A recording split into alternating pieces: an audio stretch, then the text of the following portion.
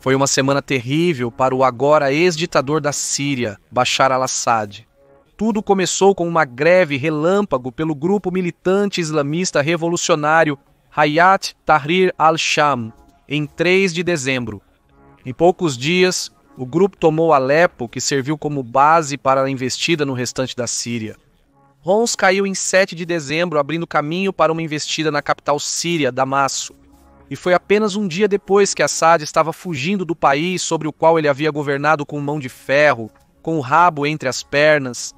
O regime de Assad caiu. E com essa queda, a posição de Putin na Ucrânia foi severamente enfraquecida. Mas o que tudo isso tem a ver com o presidente russo Vladimir Putin e sua operação militar especial na Ucrânia? É a queda de um regime em um país completamente diferente. Como isso poderia possivelmente afetar uma campanha militar a milhares de quilômetros de distância? Neste vídeo, revelamos as respostas para essas perguntas, enquanto exploramos por que a queda de Assad custou caro à Rússia em seus esforços para tomar a Ucrânia. Mas primeiro, o que o ex-ditador da Síria está fazendo agora? Já destacamos a queda do regime dele. O ataque relâmpago do Hayat Tahrir al-Sham aparentemente engolfou a Síria, encerrando o governo de Assad após 24 anos. Quando dizemos colocando um fim, realmente queremos dizer isso. Assad não está bravamente lutando na Síria para repelir os rebeldes que tomaram Damasco. Ele se foi. O ex-ditador da Síria fugiu do país após ordenar uma transferência pacífica de poder em seu rastro. Essas ordens indicam onde Assad pode estar. A transmissão veio de uma declaração do Ministério das Relações Exteriores russo, divulgada em 8 de dezembro, informando que o ditador sírio escapou para o abraço caloroso de Vladimir Putin, presidente russo que apoiou seu regime por muito tempo. A Rússia nega envolvimento na saída de Assad da Síria, além de oferecer-lhe um local para ficar. Ao invés disso, pede que todos os lados no país evitem violência, enquanto as forças de Putin avançam na Ucrânia. Uma mensagem hipócrita, mas típica do regime de Putin. Os rebeldes do Hayat Tahrir al-Sham declararam corretamente vitória sobre o regime opressivo de Assad. Em uma publicação pública no WhatsApp, o comandante sênior do grupo postou: "Declaramos a cidade de Damasco livre do tirano Bashar al-Assad. Para os deslocados ao redor do mundo, a Síria livre aguarda por vocês. Síria livre." Há uma combinação de palavras que parecia impossível durante décadas de governo da família Assad. Vídeos de mídias sociais mostram o clima atual na Síria após a fuga de Assad para a Rússia. Pessoas dançam nas ruas, agitando bandeiras e disparando armas para o alto. Carros buzinam enquanto rebeldes e civis tiram selfies em cima dos destroços dos tanques russos que Assad usava para apoiar seu regime derrubado. O futuro da Síria parece estar nas mãos de seu povo agora. De acordo com o primeiro-ministro Mohammad Ghazi al-Jalali, que ocupa o cargo há cerca de 3 meses após ser nomeado por Assad. Diferente de seu ex-presidente, al-Jalali ficou em casa durante a invasão rebelde em Damasco. O Hayat Tahrir al-Sham afirmou que ele seria o primeiro-ministro interino da Síria até a criação de um novo governo. O primeiro-ministro afirma que só deixará seu país de forma pacífica, garantindo o funcionamento das instituições públicas e instalações do Estado, promovendo segurança e tranquilidade para os cidadãos. Ele afirma estar disposto a cooperar com qualquer governo que o povo da Síria instale a partir de agora. A Síria está livre. Como afirmou o presidente dos Estados Unidos da América, Joe Biden, o regime de Assad finalmente caiu. Mas agora você deve ter uma pergunta urgente. Qual a relação disso com a sorte de Putin na Ucrânia? Parte da resposta vem de Bill Browder, defensor dos direitos humanos e crítico de Putin, durante entrevista à Times Radio em 8 de dezembro. Ele explica o que a queda de Assad significa para os sírios. Assad foi um ditador brutal que matou mais de 500 mil de sírios. Ele criou 10 milhões de refugiados. Ele fez isso em parceria com Vladimir Putin e Irã, diz Browder. Essa é a primeira dica de por que a queda de Assad é tão devastadora para Putin. Ao apoiar ditadores como Assad, Putin projetou poder globalmente, com a Síria lhe dando um ponto de apoio no Oriente Médio. Segundo a análise da Cable News Network, a Síria era um estado cliente da Rússia e com o colapso de Assad, Putin sofreu um grande revés em seu desejo de ser um intermediador de poder no Oriente Médio. De volta à Ucrânia, a queda do regime sírio carrega um certo simbolismo. Assad fugia para a Rússia, enquanto o presidente ucraniano Volodymyr Zelensky estava com os presidentes Donald Trump e Emmanuel Macron antes da reabertura da Catedral de Notre, devastada por um incêndio em 2019. Por que isso importa? Por um lado, há evidências de um regime russo em colapso por procuração. As ambições imperialistas de Putin estão evidentes na Ucrânia, e ele depende cada vez mais de poucos parceiros, como a Síria, para apoiá-lo enquanto esgota seus recursos no conflito ucraniano. Assad foi um dos primeiros a elogiar o início da operação militar especial de Putin em fevereiro de 2022, chamando-a de uma correção da história e restauração do equilíbrio perdido no mundo após a dissolução da União Soviética. A implicação era clara.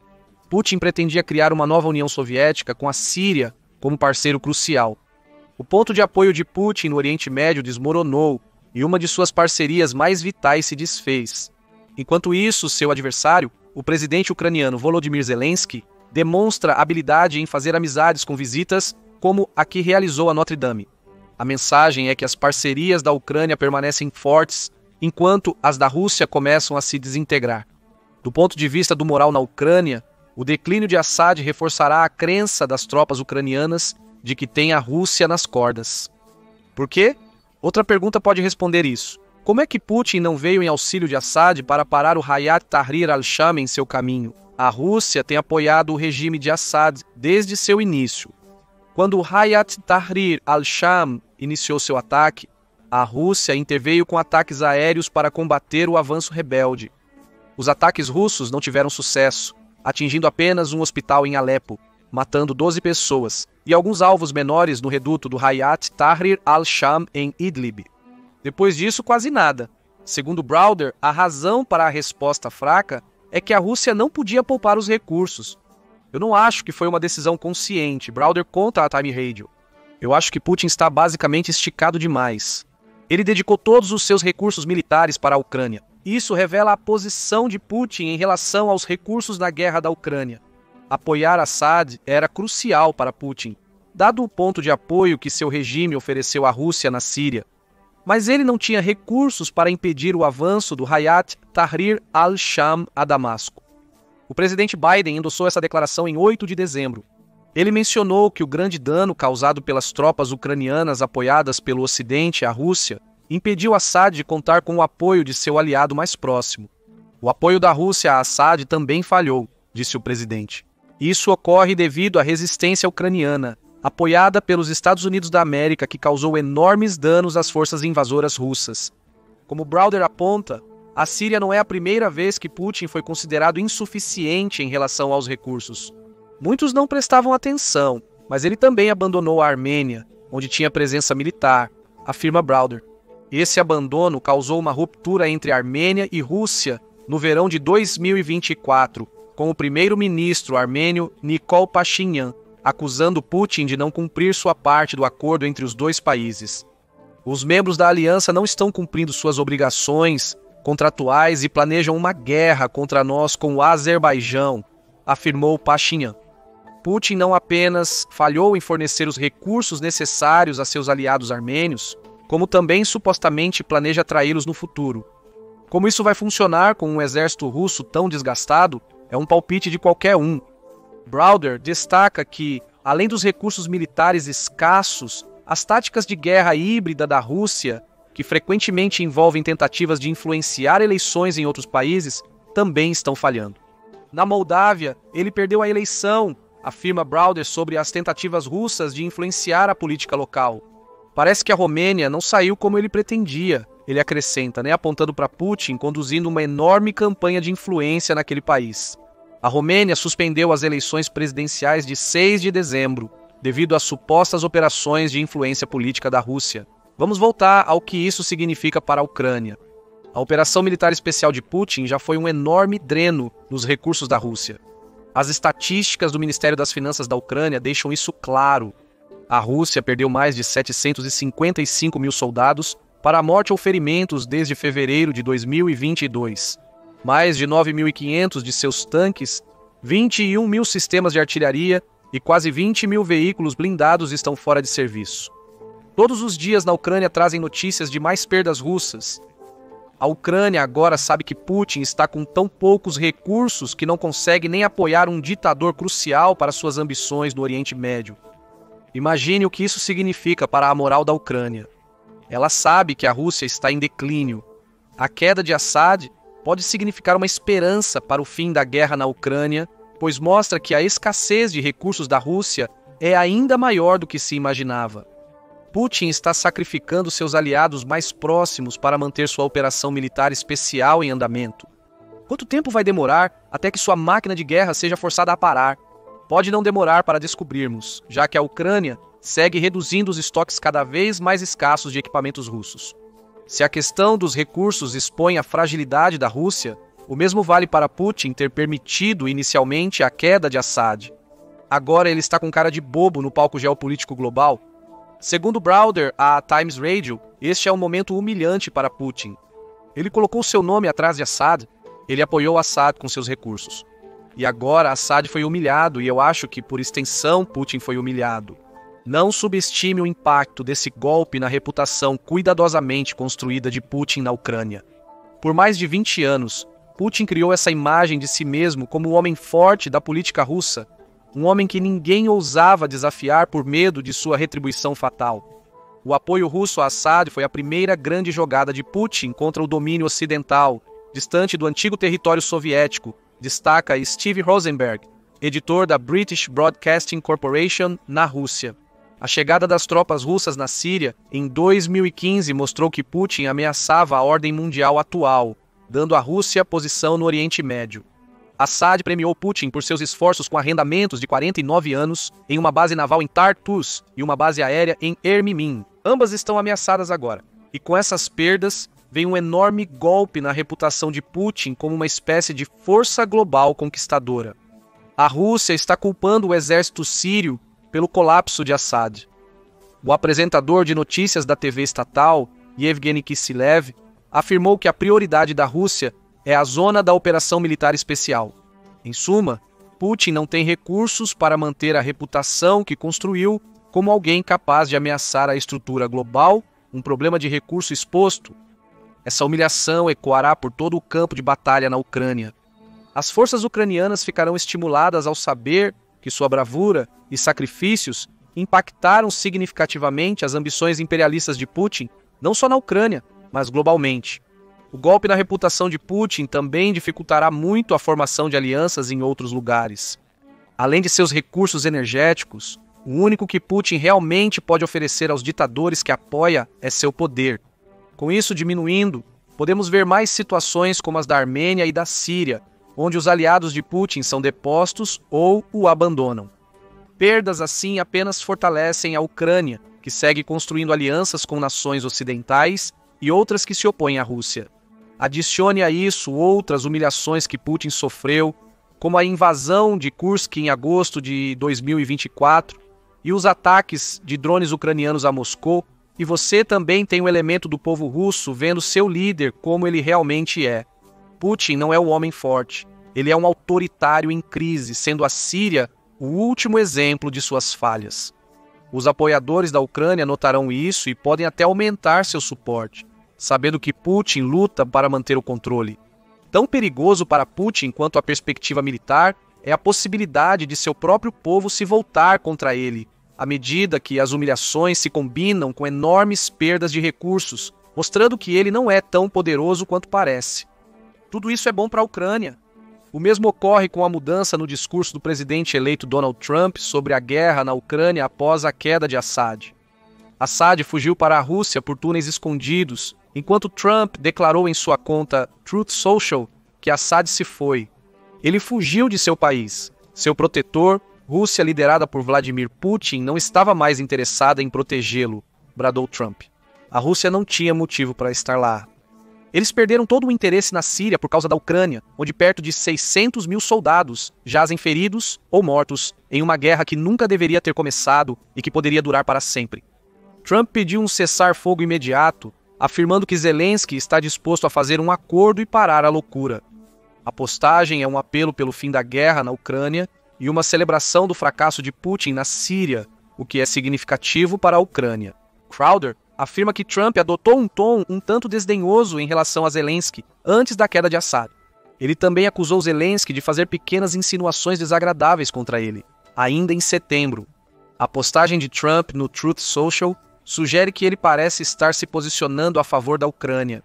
A reunião de Trump com Zelensky e Macron em Paris e suas menções de que Zelensky estaria disposto a um acordo evidenciam isso.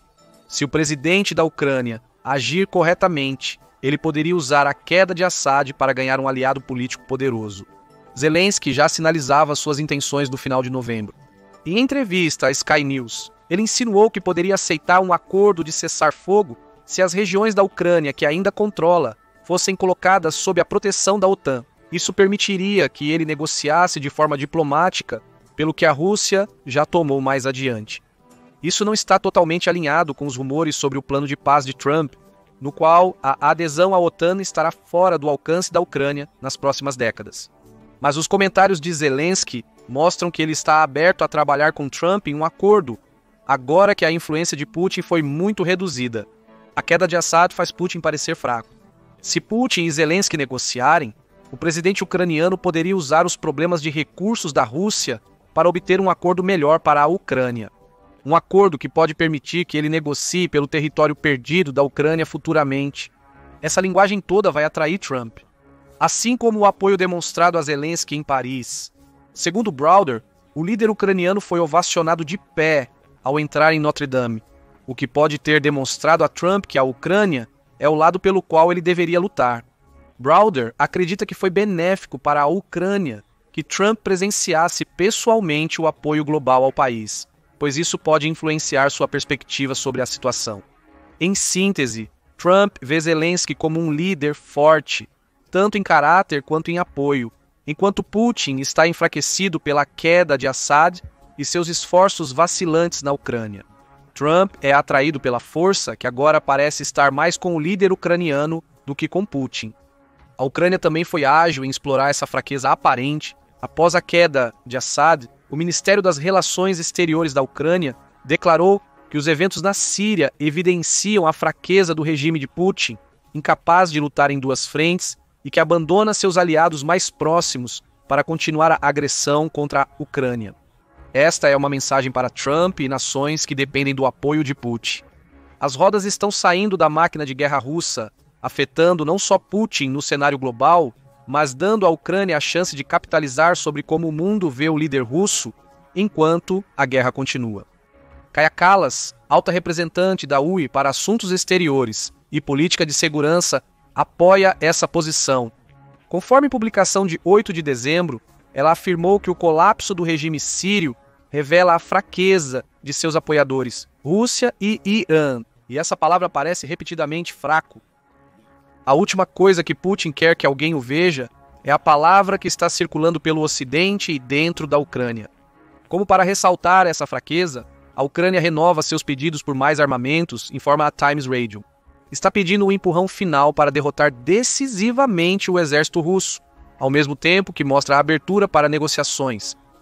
Em suma, Zelensky apresenta múltiplas formas de encerrar o conflito, enquanto a Rússia apenas envia mais soldados para a morte, à medida que o regime de Putin se desintegra. Não se engane, a queda de Assad custou caro à Rússia. Isso expôs o país como incapaz de proteger seus aliados, algo que os outros déspotas apoiados por Putin irão notar. Também revelou que os recursos da Rússia estão mais esgotados do que se pensava, destacando a fraqueza geopolítica de Putin. A Ucrânia pode aproveitar todas essas coisas. A questão agora é se ela vai aproveitar. Compartilhe suas opiniões nos comentários sobre como o possível colapso de Assad na Síria pode afetar a Rússia na guerra da Ucrânia. E, como sempre, obrigado por assistir ao vídeo. Confira se uma guerra civil está se formando dentro da Rússia ou clique neste outro vídeo.